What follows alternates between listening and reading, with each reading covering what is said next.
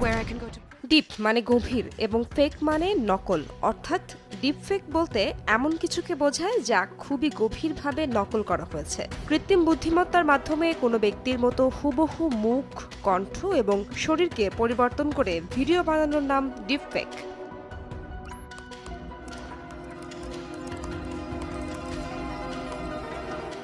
আরও খোলাসা করে বললে, মিথ্যা তথ্য ছড়ানো বা কাউকে ভুলভাবে উপস্থাপন করার জন্য এর জুরি নেই। এসব ভিডিও দেখে আপনার বোঝার উপায় নেই এটি আসল নাকি নকল।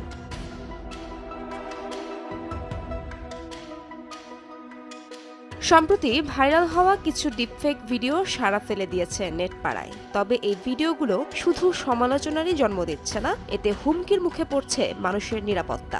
সারা বিশ্বে ডিপফেকের শিকার হচ্ছেন তারকাদের থেকে শুরু করে রাজনৈতিক ব্যক্তিত্বরাও, এমনকি মৃত মানুষও এদের হাত থেকে রেহাই পাচ্ছেন। ডিপফেকের ব্যবহার ভবিষ্যতে কি কি হুমকিতে ফেলতে পারে তার কিছু নমুনা নিয়ে আলোচনা করা যাক। মিথ্যা তথ্য ছড়িয়ে দিতে নিখুঁত কিছু ডিপফেক ভিডিও নিয়ে যদি আলোচনা করা যায়, তবে দেখা যায় ভিডিওগুলো এতটাই বাস্তব যে কেউ এই ভিডিও দেখে বিশ্বাস করতে বাধ্য। একটা খবর সোশ্যাল মিডিয়ার মাধ্যমে যত দ্রুত মানুষের কাছে পৌঁছায়, অন্য কোনো মাধ্যম দ্বারা তা সম্ভব নয়। তাই বিভ্রান্তি ছড়ানোর জন্য এটি একটি উৎকৃষ্ট জায়গা। ভেবে দেখুন, একজন বিখ্যাত রাজনৈতিক ব্যক্তিত্বের একটি নেতিবাচক নির্দেশনা ও উস্কে দেয়া মন্তব্য কেমনভাবে সমাজে প্রভাব ফেলতে পারে, যার ফলে কোনো অরাজকতা সৃষ্টিতে সমাজ ও রাষ্ট্রের জন্য চরম হুমকি হয়ে দাঁড়িয়েছে ডিপফেক মিডিয়া। নেতিবাচকভাবে উপস্থাপন করতে ডিপফেক প্রযুক্তির কিছু অপব্যবহারের মধ্যে অন্যতম এটি বিভিন্ন তারকাদের পর্ন ভিডিও পর্নোগ্রাফি সাইটগুলোতে ছড়িয়ে পড়েছে। শুধু বলিউডের তারকারাই নন, সারা বিশ্ব জুড়ে অনেক সেলিব্রিটিরাই এই শিকার।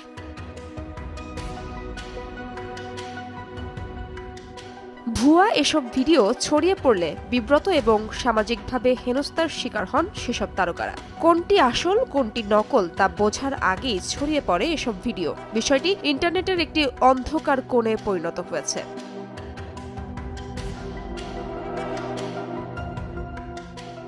ডিপফেক টেকনোলজি দিয়ে এখন পর্যন্ত যতগুলো কাজ হয়েছে তার 96%ই পর্নোগ্রাফি। আপনার একটি ছবি ব্যবহার করে তারা কোনো নগ্ন মানুষের মুখের সাথে একেবারে নিখুঁতভাবে প্রতিস্থাপন করতে পারবে এই প্রযুক্তি। ধারণা করা হয় এর আগে ফটোশপের মাধ্যমে নিখুঁত নকল ছবি বানানো সম্ভব হলেও ভিডিও বানানো এতটা সহজ ছিল না, যা সম্ভব করেছে এই ভয়ঙ্কর প্রযুক্তি।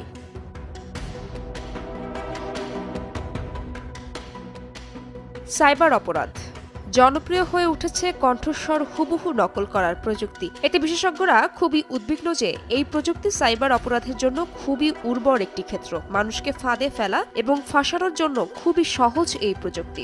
এ ধরনের কৃত্রিম কণ্ঠ ব্যবহারের ব্যাপক নিরাপত্তা ঝুঁকি রয়েছে। ভিডিওর সাথে কণ্ঠ যখন মিলে যায়, মানুষ তা বিশ্বাস করতে পারে। This is deepfake example of what is possible with powerful computer and editing. Clone তৈরি একজন মানুষের হুবহু আরেক কপি হচ্ছে ক্লোন। এদেরকে ডিজিটাল টুইনও বলা হয়ে থাকে। ভবিষ্যতে এমনও হতে পারে যেসব তারকারা হারিয়ে গেছেন তাদেরকেই আবারও পর্দায় দেখা যাচ্ছে। আর স্টাইল, তার কথাবার্তা সবই আগের মতোই। Humiliated by everyone at school. Kill yourself, you fucking loser. ব্যাপারটি ভালো লাগলেও অনেকেরই এতে আপত্তি রয়েছে, কেননা যারা এখন বেঁচে আছেন একসময় তাদেরই ক্লোন তাদের রিপ্লেসমেন্ট হিসেবে ব্যবহার হতে পারে।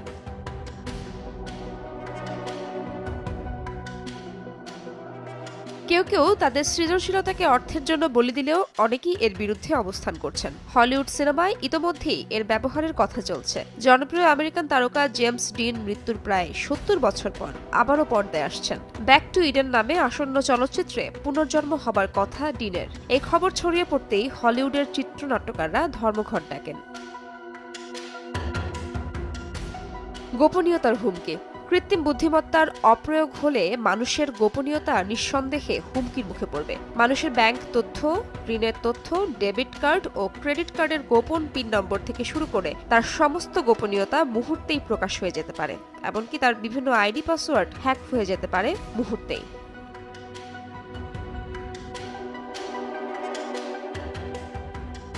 কর্মসংস্থান নিয়ে শঙ্কা এই প্রযুক্তির কারণে কিছু কিছু কর্মসংস্থান কমবে, আবার কিছু টেকনিক্যাল দক্ষ লোকের কর্মসংস্থান বাড়বে। তবে যারা অ্যাডভান্স টেকনোলজিগুলো জানে তাদের কর্মসংস্থান নিয়ে কোনো ধরনের শঙ্কা তৈরি হবে না। যেসব লোক চাকরি হারাবে তার চেয়ে বেশি সংখ্যক লোক চাকরি পাবে। এক্ষেত্রে এক্সপার্টাইজ বাড়াতে হবে।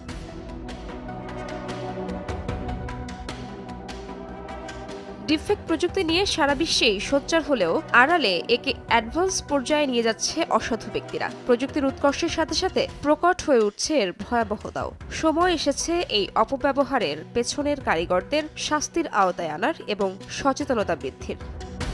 ইশরাত জাহান, সময় সংবাদ।